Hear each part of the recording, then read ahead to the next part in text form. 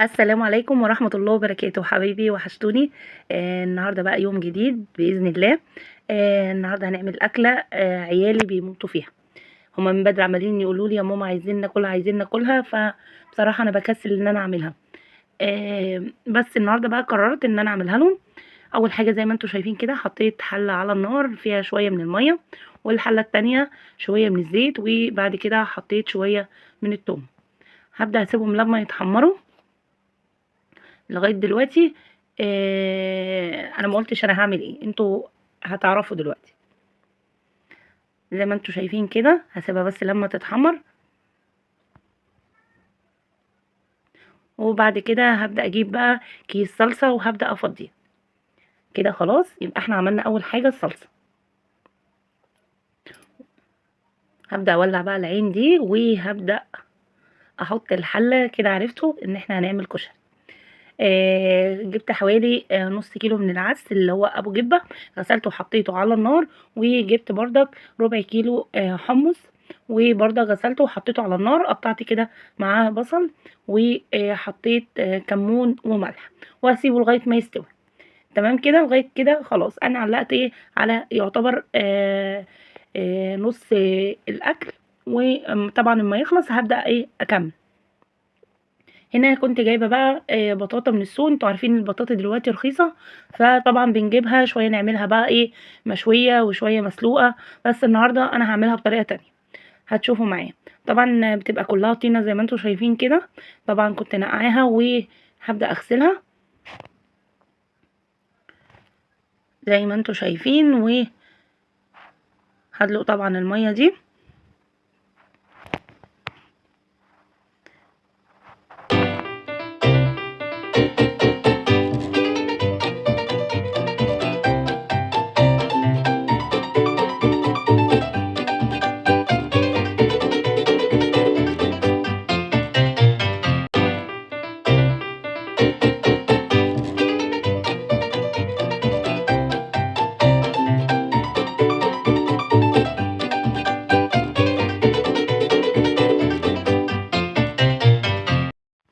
هنا بقى بدات اجيب القشاره وهبدا اقشر القشره بتاعتها زي ما انتوا شايفين كده.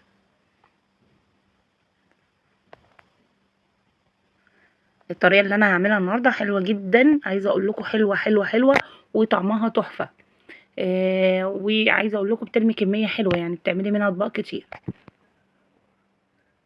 زي ما انتوا شايفين كده هبدا اقشر بقى الجزء ده. وبعد كده رحت بقى، طبعا كانت الميه بتاعه المكرونه غليت. هبدا بقى احط المكرونه. جبت كده ربع كيلو من المكرونه الطويله وربع من المكرونه الصغيره. هبدا اسيبهم بس لغايه ايه ما يستووا، وبعد كده هرجع تاني اكمل بقيه البطاطا.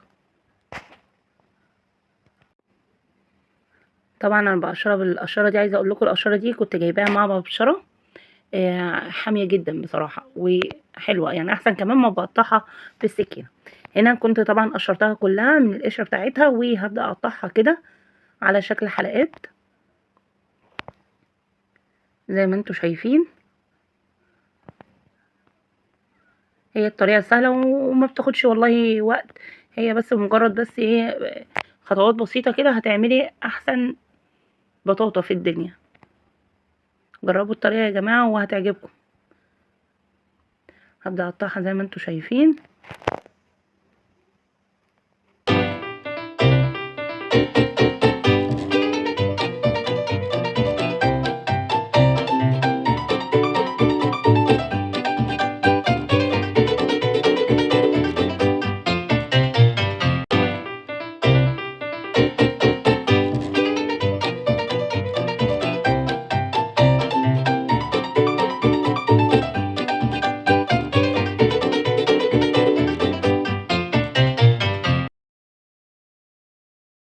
هنا بقى كنت حطيتها في حلة وهبدأ ارش عليها كده سكر، وهبدأ احط عليها شوية من المية وهسيبها تتسلق على النار.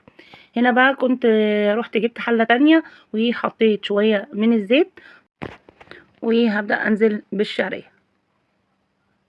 هبدأ اقلبها كده لغاية طبعا ما تحمر معايا. هنا خلاص كانت احمرت. هبدأ انزل بقى بالرز. طبعا هبدأ اقلبه، احط بس شوية من الملح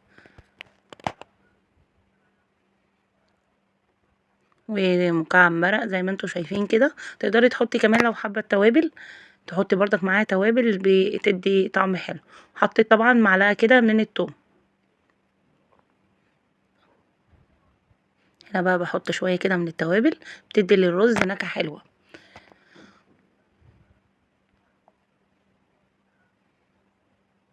هبدأ اسيبه بس لغاية ما يتشوح كده معايا. وبعد كده جبت العدس وحطيته على الرز بالميه بتاعته. عايزه اقول لكم ان انا غاسله الاول العدس وبعد كده حطيته في ميه نظيفه عشان عايزه الميه بتاعته. طبعا لما بنحط العدس بميته بيديكي نفس لون الكشري اللي بنجيبه من المحلات. دي طريقه، وساعات بعمله برضك بطريقه تانية. هنا بقى كنت بقول لكم ان انا دايما اما بجيب بطاطا لازم اشيل منها كده اتنين يكون فيهم شعر او حاجه، وبحطهم في كوبايه بحب ازرعهم. عايزه اقول لكم الورق بتاعها بيبقى حلو جدا. طبعا كان الرز اتشرب معايا وغطيت عليه، والبطاطا كانت اتسلقت. هبدأ بقى اهرسها كده زي ما انتوا شايفين بالطريقة اللي انتوا شايفينها دي. وبعد كده هجيب معلقة كبيرة كده من السمنة او الزبدة لو عندك. انا حطيت سمنة بلدي. طبعا هتسيح كده من السخونية وبعد كده قلبتها. هنا بقى هجيب حلة تانية وهبدأ نعمل المهلبية. هنعمل مهلبية. كان عندي كده حوالي كيلو من اللبن، حطيت طبعا سكر وحطيت النشا، وهبدأ اقلبهم كده على البارد. وبعد كده هنبدأ نعلق عليهم لغاية بس ما يبدأ يتقل معي. هنعمل ايه بقى؟ جبت كده الطواجن اللي عندي وهبدأ احط في الطواجن شوية من البطاطا، يعني يعتبر نص الطاجن كده، وهبدأ اسويه بالمعلقة زي ما انتوا شايفين بالطريقة اللي انتوا شايفينها كده. تقدري برضك تعمليها في الطواجن زي ما انا بعملها كده، وتقدري تحطيها في الاطباق اللي هي الازاز. يعني انا حطاها في الطواجن عشان هدخلها الفرن. لو مش حابه تدخليها الفرن وتقدري تعمليها في الاطباق اللي هي احنا بنعمل فيها الرز بلبن، وتعملي نفس الطريقه اللي انا هعملها. هبدا اكمل كده الجزء كله اللي معايا، وبعد كده هنبدا بقى نشوف المهلبيه. طبعا بعد ما طفيت عليها هحط كده كيس من الفانيليا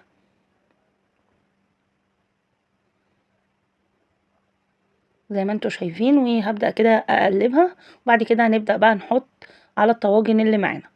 انا عملت شوية اللي هدخلهم في الفرن وشوية هحطهم في التلاجة، يعني مش كله هحطه في الفرن زي ما انتوا شايفين كده. عايزه اقول لكم طعمها حكايه والله. وسلام بقى لو حطيتي بقى ايه، طبعا الكلام ده اللي هي هتحطيها في التلاجة. تحطي بقى حبة مكسرات سوداني، اي مكسرات عندك تحطيها كده على الوش، تبقى طعمها تحفة. وكده كنت خلصت بقى الكمية اللي معايا كلهم. بصوا ده كده بيبقى شكله اللي هو في الازاز. هنبدأ نعمل ايه تاني؟ هبدأ بقى ارش كده على الطواجن شوية من السكر عشان طبعا لما ادخله الفرن يدي لون حلو. تمام كده كنت خلصت بقى البطاطا. هنبدأ بقى نعمل البصل بتاع الكشري. قطعت كده شوية حلوين كده من البصل، وهبدأ احطهم اعملهم بالمبشرة زي ما انتوا شايفين كده. عايزة اقول لكم المبشرة دي يعني مساعداني كتير جدا، يعني سواء بقى في الشيبسي تبشري حاجة تقطعي اي حاجة، بتساعدني بصراحة احسن من تقطيع السكينة. هبدأ اخرج كده الكمية اللي معايا كده كلها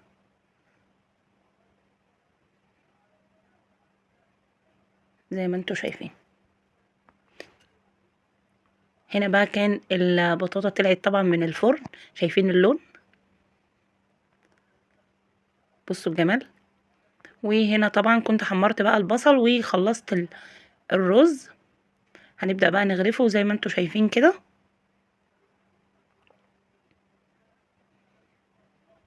نحط الطبقة اللي هي الأولانية. انا كنت عملت الدقة بس مش عارفة المقطع ده راح فين بصراحة.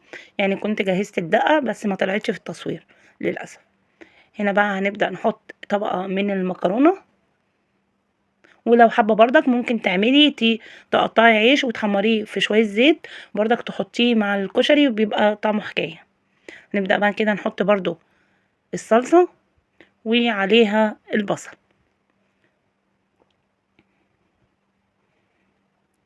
طبعا هنحط بقى الحمص كده على الوش، وده كان شكل الاكل بتاعنا بتاع النهارده. يا رب الفيديو يكون عجبكم، ما تنسونيش بقى في اللايك والشير، والسلام عليكم.